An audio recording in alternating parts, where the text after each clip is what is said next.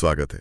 आज हमारे सामने जो सोर्सेज हैं उन्हें देखकर एक शब्द बार बार दिमाग में आ रहा है, इलेक्ट्रोड। ये शब्द हम सबने सुना है, पर शायद ही कभी सोचा हो कि ये है क्या। ये सिर्फ केमिस्ट्री की किताबों का एक चैप्टर नहीं है। ये तो हमारे फ़ोन की बैटरी से लेकर हमारी घड़ियों तक हर उस चीज़ के दिल में धड़कता है जो बिजली से चलती है। तो आज का हमारा मिशन है इन सोर्सेज को खंगाल कर ये समझना कि इलेक्ट्रोड असल में क्या बलाएं हैं, ये काम कैसे करते हैं, और ये हमेशा एनोड और कैथोड की जोड़ी में ही क्यों आते हैं। ठीक है, तो चलिए इस गुत्थी को सुलझाना शुरू करते हैं। मेरा पहला और सबसे बुनियादी सवाल, एक इलेक्ट्रोड की सबसे सरल परिभाषा क्या हो सकती है? देखिए, अगर हम इन सभी सोर्सेज का सार निकालें तो इलेक्ट्रोड बस एक ऐसी सतह है, एक ऐसा स्टेज है जहां केमिस्ट्री का एक खास तरह का लेन देन होता है।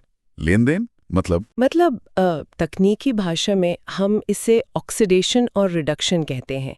सरल शब्दों में ये इलेक्ट्रॉनिक कंडक्टर होते हैं, जैसे धातु की कोई रॉड या प्लेट जिसे एक ऐसे लिक्विड में डुबोया जाता है जिसमें आयन्स तैर रहे होते हैं, उसे हम इलेक्ट्रोलाइट कहते हैं। अच्छा, तो मतलब ये बस ऐसे कंडक्टर हैं जो किसी खास लिक्विड में डूबे हुए हैं और केमिकल रिएक्शन के लिए एक स्टेज की तरह काम करते हैं। जैसे कॉन्सर्ट के लिए एक स्टेज होता है वैसे ही। बिल्कुल सही सोचा, एक तरह से वही बात है। इनके 3 मुख्य काम हैं। पहला, जैसा आपने कहा, ये रिएक्शन के लिए एक स्टेज मतलब एक सतह देते हैं। दूसरा, ये इलेक्ट्रॉन्स के ट्रांसफर यानी आने जाने में मदद करते हैं।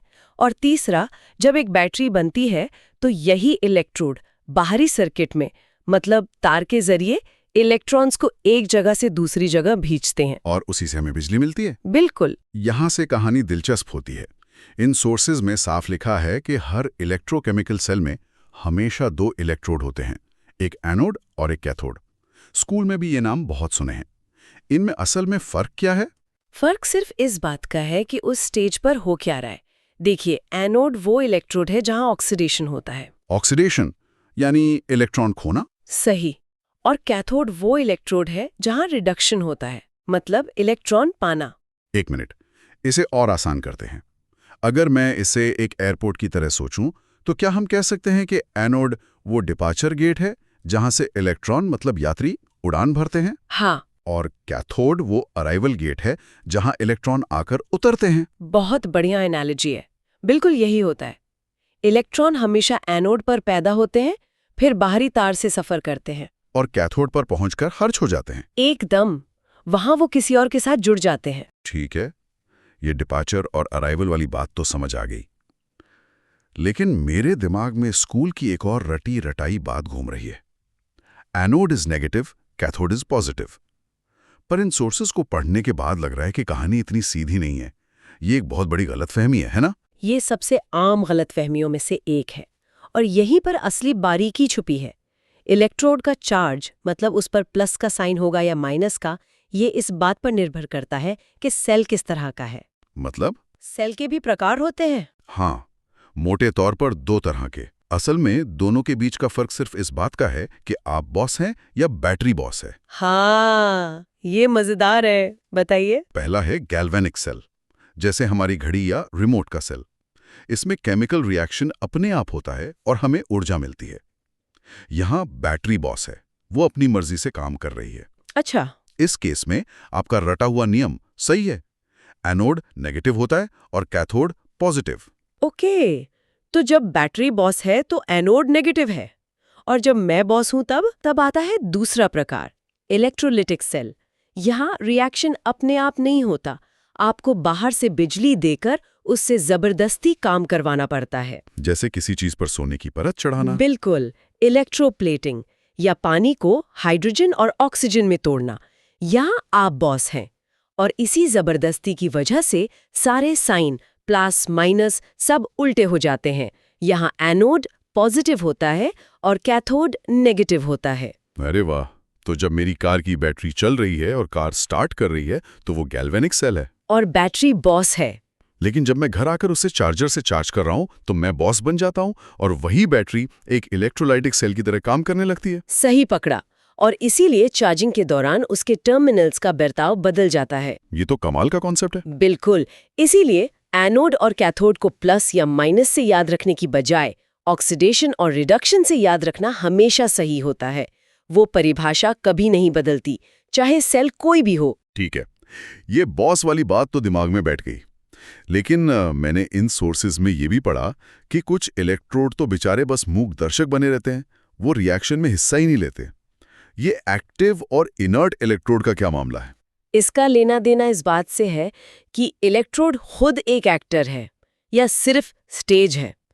इनर्ट इलेक्ट्रोड, जैसा कि नाम से ही पता चल रहा है, ये आलसी होते हैं। आलसी मतलब ये रिएक्शन में कोई हिस्सा नहीं लेते। ये बस इलेक्ट्रॉन्स के आने जाने के लिए एक हाईवे या सतह मुहैया कराते हैं। क्लासिक उदाहरण है प्लैटिनम या ग्रेफाइट। ये बहुत महंगे या स्टेबल होते हैं और बस चुपचाप खड़े होकर रिएक्शन देखते रहते हैं। मतलब जैसे केमिस्ट्री लैब में हम कोई एक्सपेरिमेंट करते हैं तो प्लैटिनम का तार इस्तेमाल करते हैं, वो बस करंट पास करता है, खुद रिएक्शन में नहीं घुलता मिलता। वो हो गया इनर्ट। एकदम सही। और दूसरी तरफ है एक्टिव इलेक्ट्रोड। ये खुद रिएक्शन का हिस्सा होते हैं। ये या तो समय के साथ घुलते जाते हैं यानी खर्च हो जाते हैं। हाँ, उन पर कुछ जमा होता जाता है। हमारी लेड एसिड वाली कार की बैटरी में जो लेड की प्लेट्स होती हैं, वो इसका सबसे अच्छा उदाहरण है। वो सिर्फ एक सतह नहीं है, बल्कि डिस्चार्ज होते समय वो लेड सल्फेट में बदलती हैं। वो कहानी के एक्टिव किरदार हैं। ठीक है, तो हमारे पास अलग अलग तरह के इलेक्ट्रोड हैं, उन पर अलग अलग रिएक्शन हो रहे हैं, कुछ एक्टिव हैं, कुछ बस देख रहे हैं। लेकिन ये सब हो क्यों रहा है? मतलब इन इलेक्ट्रॉन्स को एक इलेक्ट्रोड से दूसरे तक जाने के लिए ये धक्का कौन दे रहा है? ये अपने आप तो नहीं होता होगा। बहुत सही सवाल पूछा। ये धक्का ही तो असली खेल है। इसे कहते हैं इलेक्ट्रोड पोटेंशियल। हर इलेक्ट्रोड की इलेक्ट्रॉन को खींचने या धकेलने की एक अंदरूनी ताकत होती है। एक तरह का इलेक्ट्रॉन प्रेशर। बिल्कुल, आप इसे इलेक्ट्रॉन प्रेशर समझ सकते हैं। जब हम दो अलग अलग इलेक्ट्रोड को एक साथ जोड़ते हैं, तो जिसके पास इलेक्ट्रॉन धकेलने का प्रेशर ज्यादा होता है वो एनोड बन जाता है, और जिसके पास खींचने का प्रेशर ज्यादा होता है वो कैथोड बन जाता है। इसे किसी और तरह से समझ सकते हैं, जैसे इसे दो टीमों के बीच रस्साकशी की तरह सोचिए। जिस टीम में ज्यादा दम होता है, मतलब पोटेंशियल, वो रस्सी यानी इलेक्ट्रॉन्स अपनी तरफ खींच लेती हैं। यहाँ भी जिसका रिडक्शन पोटेंशियल ज्यादा होता है, वो दूसरे से इलेक्ट्रॉन छीन लेता है और खुद रिड्यूस हो जाता है। पूरे सेल का जो टोटल वोल्टेज हमें मिलता है, जिसे ई सेल कहते हैं, वो इन दोनों इलेक्ट्रोड की ताकत का जोड़ या अंतर ही होता है। अच्छा, इन पेपर्स में बार बार स्टैंडर्ड पोटेंशियल शब्द आ रहा है। ये नॉर्मल पोटेंशियल से अलग कैसे है? क्या ये किसी तरह का एमआरपी है इलेक्ट्रोड्स के लिए? हाँ, एमआरपी एक अच्छा तरीका है इसे सोचने का। स्टैंडर्ड पोटेंशियल असल में एक मानकीकृत माप है। ये किसी भी इलेक्ट्रोड का पोटेंशियल है, लेकिन कुछ खास परिस्थितियों में नापा गया। खास परिस्थितियां? हाँ, जैसे जब तापमान 25 डिग्री सेल्सियस हो, लिक्विड की कॉन्सेंट्रेशन 1 मोलर हो, और अगर कोई गैस शामिल है तो उसका प्रेशर 1 वायुमंडल हो। ऐसा इसलिए किया जाता है ताकि दुनिया भर के वैज्ञानिक जब भी किसी इलेक्ट्रोड की ताकत की बात करें तो वो एक ही पैमाने पर बात कर रहे हों। ताकि सेब की तुलना सेब से हो, संतरे से नहीं, कोई चीटिंग न कर सके। बिल्कुल। और यहाँ एक बहुत जरूरी नियम है जिसे IUPAC नाम की संस्था ने बनाया है, जो केमिस्ट्री की दुनिया की ट्रैफिक पुलिस है। अच्छा। नियम ये है कि जब भी कोई स्टैंडर्ड पोटेंशियल कहेगा तो उसका मतलब हमेशा स्टैंडर्ड रिडक्शन पोटेंशियल ही होगा, यानी इलेक्ट्रॉन पाने की ताकत। ये एक यूनिवर्सल कन्वेंशन है। समझ गया। तो हम सब कुछ एक ही पैमाने पर नाप रहे हैं, जो कि इलेक्ट्रॉन खींचने की ताकत है। लेकिन अगर हम हर इलेक्ट्रोड के पोटेंशियल को नाप रहे हैं तो हमें किसी चीज के मुकाबले नापना होगा, है ना? हमारा जीरो क्या है? जैसे हम ऊंचाई के लिए समुद्र तल को जीरो मानते हैं, यहां हमारा समुद्र तल क्या है? बेहतरीन सवाल। यहीं पर कहानी का हीरो आता है, मानक हाइड्रोजन इलेक्ट्रोड या standard hydrogen electrode, SHE। SHE। हाँ, इसे केमिस्ट की पूरी बिरादरी ने मिलकर अपना रेफरेंस पॉइंट, अपना समुद्र तल चुना है, और इसका पोटेंशियल जानबूझकर अपनी मर्जी से ठीक 0 मान लिया गया है, 0.000 वोल्ट्स। एक मिनट, हाइड्रोजन वो तो एक गैस है। किसी ठोस धातु जैसे सोना या प्लैटिनम को स्टैंडर्ड क्यों नहीं बनाया गया? हाइड्रोजन में ऐसा क्या खास था कि उसे ये सम्मान दिया गया? ये सवाल बहुतों के मन में आता है।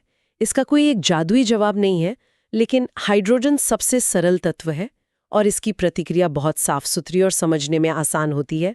पर इसे बनाना तो मुश्किल होगा। हाँ, इसे बनाना थोड़ा मुश्किल ज़रूर है।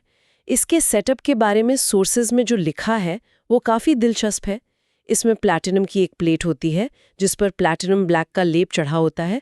इसे 1 मोलर एसिड के घोल में डुबोया जाता है और फिर उस पर 1 वायुमंडल के दबाव पर शुद्ध हाइड्रोजन गैस लगातार छोड़ी जाती है। सुनने में तो काफी झंझट का काम लगता है। तो लेकिन क्योंकि इसका पोटेंशियल 0 मान लिया गया है, तो अब किसी भी दूसरे इलेक्ट्रोड का पोटेंशियल नापना आसान हो जाता है।